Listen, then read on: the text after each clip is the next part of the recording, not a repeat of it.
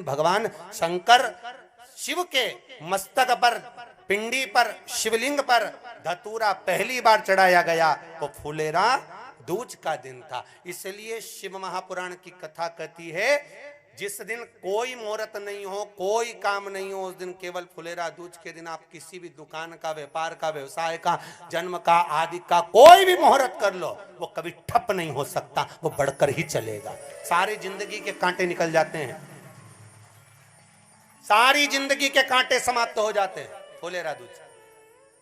कहते हैं दुनिया में सब दिन का दान, सब दिन का पुण्य समाप्त हो सकता है, और फुलेरा दूज का दान, पुण्य, सत्कर्म, भजन, कीर्तन, नाम स्मरण समाप्त नहीं होता। चक्कर आ जाते हो, अचानक गिर जाते हो, हापड़ी भराने लगती हो थोड़ा सा चलने पर, श्वास फूल जाती हो ज्यादा चढ़ने पर, उनके लिए विशेष है कि धतूरे की जड़ को, धतूरे का जो फल होता है उसकी जड़ महाराज निकाल कर, धोकर, उसको घिसकर शंकर भगवान पर उसका लेपन कर दीजिए, थोड़ी सी जड़ शिव जी पर चढ़ा दीजिए फुलेरा दूज के दिन। उस जड़ को पानी चढ़ाकर वापिस लेकर आ जाइए।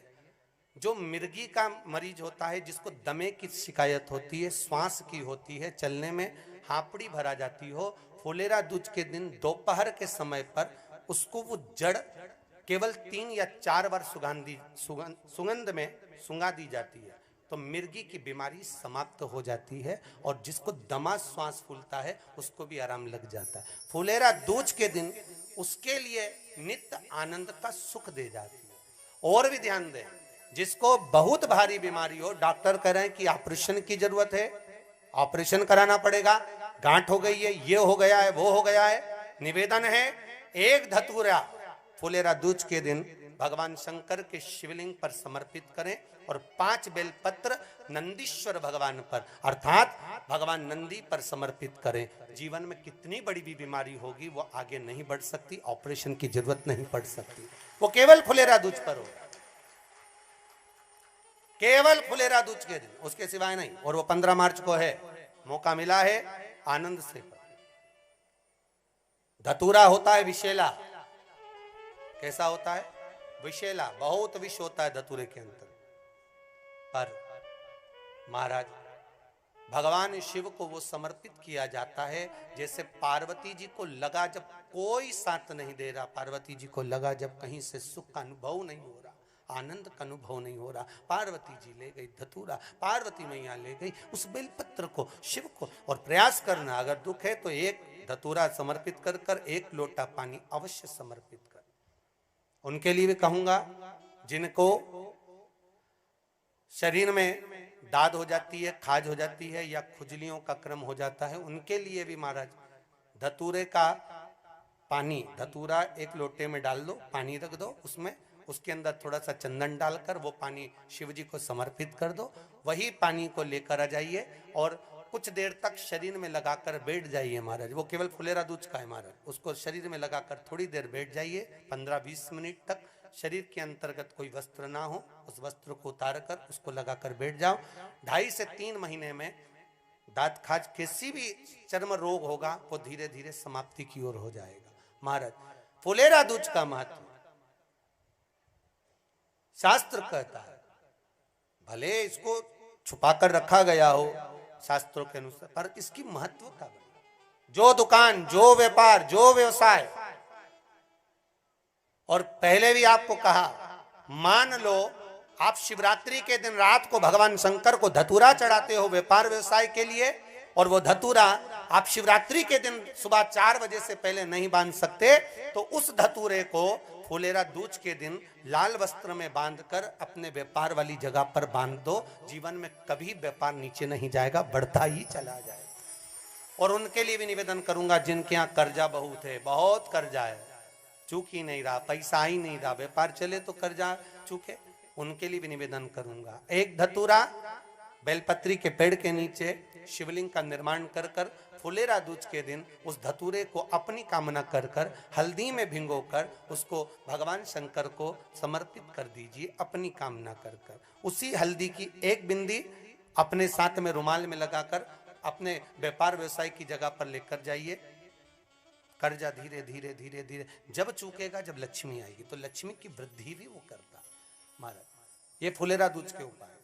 जिस दिन मां जगतजननी जगदम्बा अंबा स्वयं भगवान शंकर को मौन होकर देख कर विलापित होती हैं, नैनों से नीर बहता है, शिव को हुआ क्या,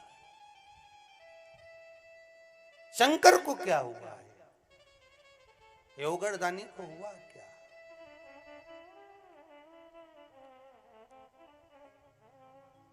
नयन जलता मैं तो बैठी थी गंगा किनारे, मैं तो बैठी थी गंगा किनारे,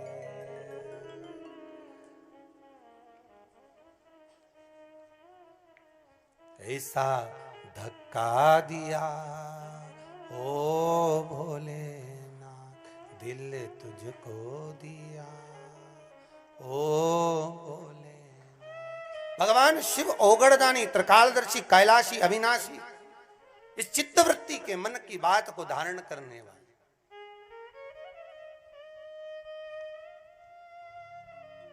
जिन लड़का और लड़की का विवाह नहीं हो रहा है